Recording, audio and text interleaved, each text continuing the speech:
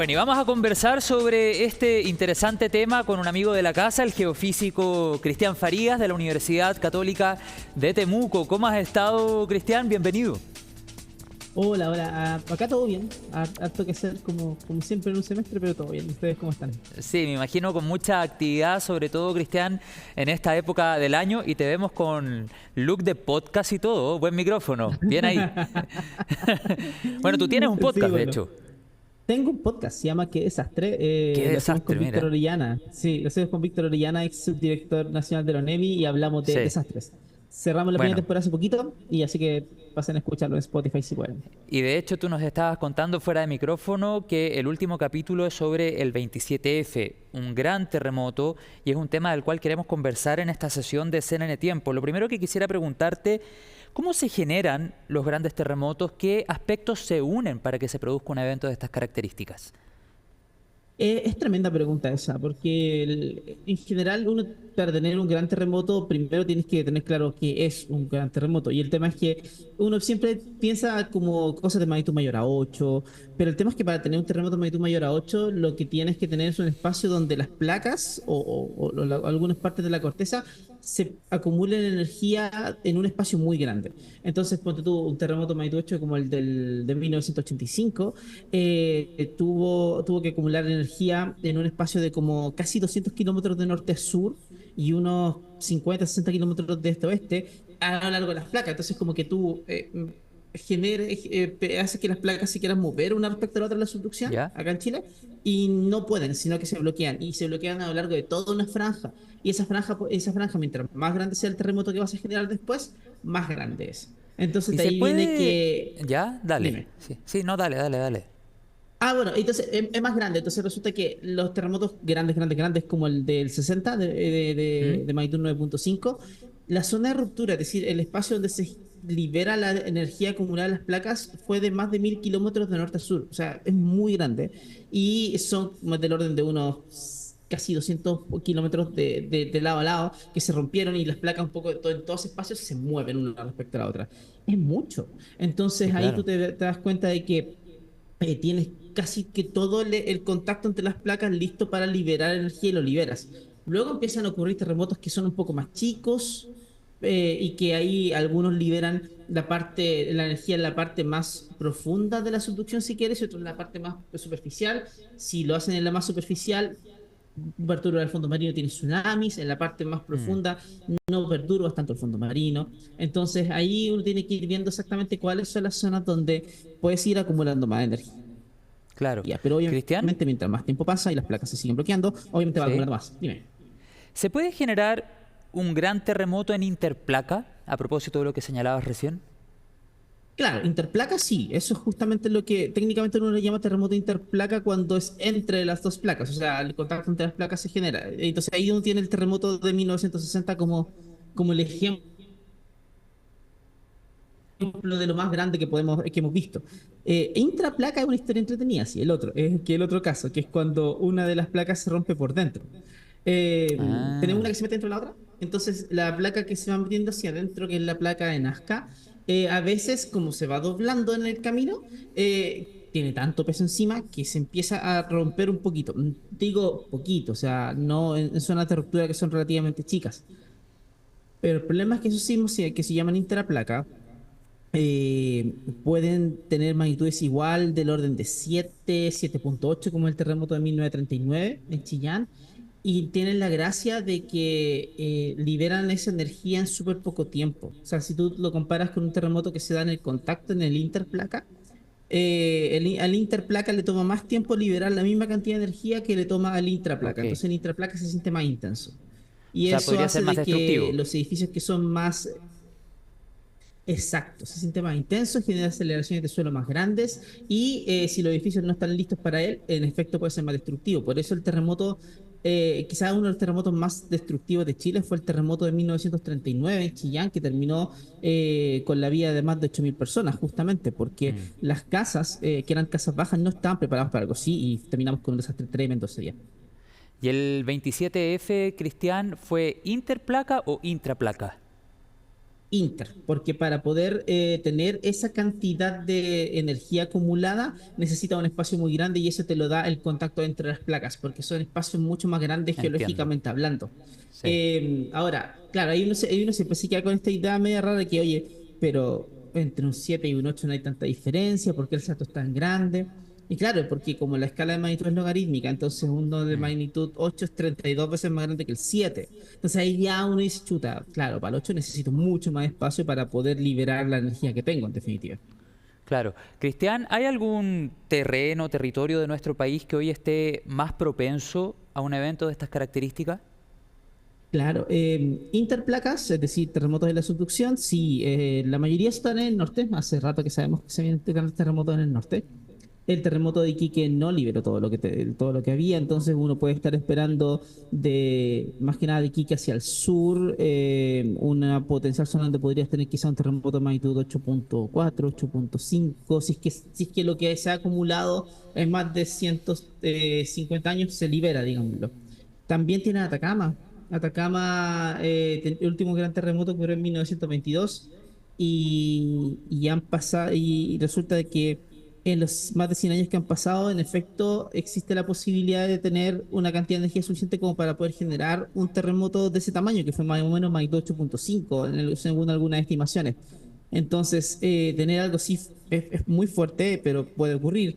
El otro espacio donde sabemos que las placas están súper bloqueadas y acumulando energía es en la costa de la quinta región, porque Mm. ahí la parte más superficial del contacto entre las placas está bloqueada hace muchísimo tiempo. Los terremotos que han ocurrido, el de 1985, el de Sí. 1906 y para atrás, liberan como la parte más baja. Si la subducción fuera como mis manos, la subducción va como así, los terremotos más superficiales ocurren donde están mis dedos y lo más profundo ocurre donde están mis manos. Entonces, ahí es donde uno ve que los que han liberado más energía en este último tiempo han sido los que están en la parte más de abajo, por eso no ha habido un tsunami, pero los que ocurren en la parte más superficial, que mueven el fondo marino, no hay uno así desde 1730. Entonces son muchos años, casi Mm. 300 años, en los cuales se ha ido acumulando energía en esas zonas y ya hemos visto que están bloqueadas. Entonces, un escenario donde tenga un terremoto, por ejemplo, de magnitud 8.4 con tsunami, es súper factible hoy en día. Y resulta de que el tsunami puede ser un problema muy grande para la población ahí porque es Sí, muy claro. grande la zona y está muy, muy, muy, muy expuesta a lo que Muy a lo que el poblada tsunami puede también. hacer. Sí, Muy claro. poblada. Cristian, te quiero hacer una pregunta en base a los adelantos, los avances a los cuales ha podido llegar la ciencia, por supuesto considerando tu campo de acción.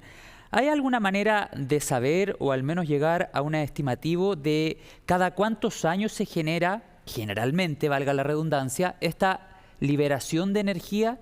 Y por otra parte te agrego otra pregunta. ¿Tú crees que vamos a llegar en algún minuto a poder predecir este tipo de movimientos de mayor magnitud? Uy, tremendas preguntas. La primera es, hay una forma más o menos de entenderlo y es mirando hacia el pasado. Obviamente, como los tiempos son más largos, cuesta harto mirar al pasado, pero ha habido trabajos muy buenos de gente que ha, literal a punta de pala, ha ido descubriendo los depósitos de tsunami y de terremotos en el pasado. Entonces, uno puede ir reconstruyendo la historia de varios miles de años para atrás en estos lugares. Hay marcos cisternas de la Católica Valparaíso tiene un trabajo muy bueno con eso. Pero el asunto es que si uno habla como cada cuánto tiempo en una Mm. zona podría ocurrir un terremoto de magnitud Porque, 8, ponte perdona tú. que te interrumpa, el comentario popular Sí, es como cada 15, cada 20 años, es como al menos lo que se claro, conversa. Pero por eso te lo claro, pero preguntaba, eso si es hay alguna como, manera de poder saber cada cuánto generalmente se genera esa liberación. claro, hay formas de estimarlo, pero cada 15, cada 20 años es porque Chile es muy grande, entonces a veces te pasa un terremoto en la zona más norte de Chile, de pronto la zona que estaba más al sur venía acumulando tensión hace rato y la liberó después. De repente hay alguno que está al medio que también libera. Pero si uno se va como al detalle de cada zona, digámoslo, donde se va acumulando tensión y que funciona como un sistema aparte, comillas, eh, mira, suele decirse que para un terremoto magnitud 8 necesitas del orden de 80 a 120 años para que ocurran, en una zona en particular, digámoslo. Sí, claro. Pero el problema de eso es que es tanta la variabilidad, porque 80 a 120 años son 40 años, para un ser humano es mucho tiempo. que te deja con este sabor de boca de que en realidad es como que es muy impreciso como ese tiempo de retorno que la gente habla muchas veces. Mm, Demasiado impreciso. Entonces lo que termina pasando es que uno dice, ya mira, hablemos de cada cuánto tiempo las placas tienen la capacidad de hacer algo. Entonces se entiende de que para acumularla en el sur de Chile, para acumular la energía de un terremoto como 1960, a las placas les toma al menos 300, 400 años para acumular todo eso, entiendo. digámoslo. Y entre medio igual se liberan algunas partes, no es que acumule todo y lo suelte de una, sino que en el medio algo se libera, pero como los terremotos de magnitud 8 son 32 veces más chicos que el de magnitud 9, no te alcanzan a liberar todo. Entonces siempre cada vez que vas liberando con terremotos de magnitud 8 te queda un remanente y ese remanente sigue y sigue, sigue acumulando.